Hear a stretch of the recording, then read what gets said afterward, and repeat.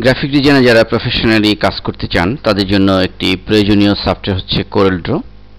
তো মূলত আমরা জানি যে গ্রাফিক ডিজাইনে কাজ করতে গেলে একদিকে যেমন ফটো এডিটিংয়ের কাজ করতে হয়, 2D ডিজাইনের কাজ করতে হয়, অন্যদিকে ড্রয়িং পেইন্টিংয়ের কাজ করতে হয়, টাইপিংয়ের কাজ করতে হয়। মূলত এক একটি সফটওয়্যারের প্ল্যাটফর্ম এক এক রকম। তো ফটো এডিটিংয়ের জন্য যেরকম আমরা ফটোশপ ব্যবহার করি, এরকমভাবে 2D ডিজাইনের জন্য আমরা মূলত অ্যাডোবি ইলাস্ট্রেটর ইউজ করে থাকি, লেখালেখির জন্য টাইপিংয়ের জন্য কোয়ার্ক এক্সপ্রেস ইউজ করে থাকি। অন্যদিকে আমরা মূলত 2 ডাইমেনশনাল 2D ডিজাইন এবং বিভিন্ন ধরনের ড্রয়িং, বিশেষ করে অ্যাডভান্স ড্রয়িংয়ের জন্য আমরা কোরেল ড্রকে ইউজ করতে পারি। এছাড়াও অনেক রেডিমেড স্টাইল আমরা কোরেল ড্রতে পাবো, যা কিনা অন্য সফটওয়্যারে পাওয়া যায় না। ফটোশপ ইলাস্ট্রেটর করতে গেলে অনেক সময়ের ব্যাপার, ঝামেলাপূর্ণ ব্যাপার। সেক্ষেত্রে কোরেল ড্র প্রফেশনালি যারা গ্রাফিক্স ডিজাইনে কাজ করতে চান তাদের জন্য একটি অত্যন্ত সাহায্যকারী সফটওয়্যার। তো মূলত আমরা কোরেল ড্রর যে সর্বশেষ লেটেস্ট ভার্সন এবং পূর্ববর্তী ভার্সনের সমন্বয়ে আমরা আপনাদেরকে উপস্থাপন করছি কোরেল ড্র 12 এবং পুরাতন ভার্সন সহ আমরা কোরেল ড্র 12 আপনাদের সামনে আমি উপস্থাপন করছি। তো কোরেল ড্র সঠিকভাবে ইনস্টল করা হলে আমাদের সামনে এরকম একটা ওয়েলকাম স্ক্রিন আসবে। মূলত কোরেল ড্র 12 কে মোটামুটি 3D এনভায়রনমেন্টে সাজানো হয়েছে। দেখুন সব বাটনগুলো কিন্তু 3D। তো আমরা এখানে ওয়েলকাম স্ক্রিনে প্রথমেই দেখতে পাচ্ছি নিউ, নতুন কোনো প্ল্যাটফর্মে যদি আমি কাজ করতে চাই, নতুনভাবে আমি যদি কাজ করতে চাই তাহলে আপনাকে নিউতে ঢুকতে হবে। পুরনো কোনো ফাইল ওপেন করার জন্য আমরা ওপেন বাটনে ক্লিক করব। অন্যদিকে নিউ ফ্রম টেমপ্লেট, কোরেল ড্রতে রয়েছে অসংখ্য চমৎকার টেমপ্লেট। এগুলো ইউজ করে অনায়াসে খুব সহজে আমরা কাজ করতে পারবো। আমরা টেমপ্লেট অধ্যায় সম্পর্কে আলোচনা করেছি।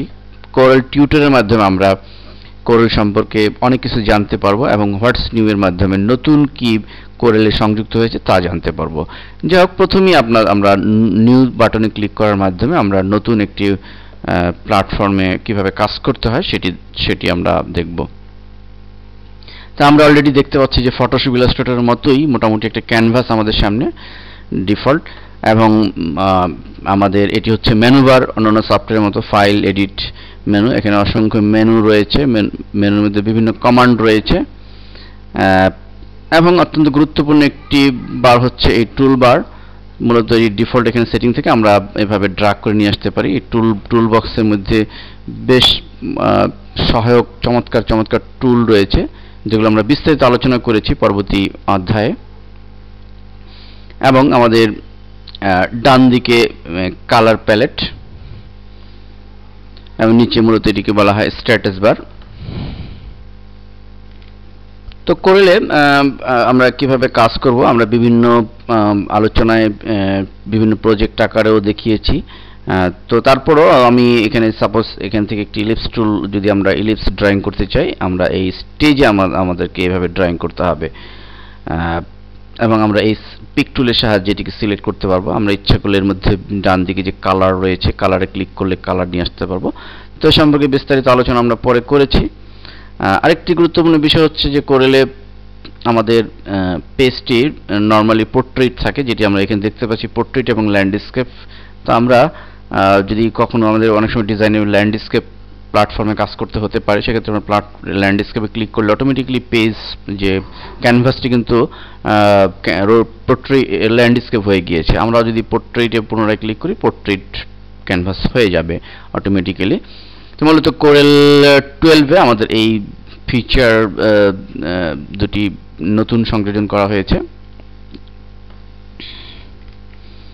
তো যাই হোক, তো কোরেল ড্রতে কাজ করার জন্য আমাদের অবশ্যই আমরা প্রতিটি অধ্যায় ধারাবাহিকভাবে আপনারা যদি অনুশীলন করেন তবে কোরেল ড্রর উপর আপনি ফুললি স্কিলড হতে পারবেন আশা করি।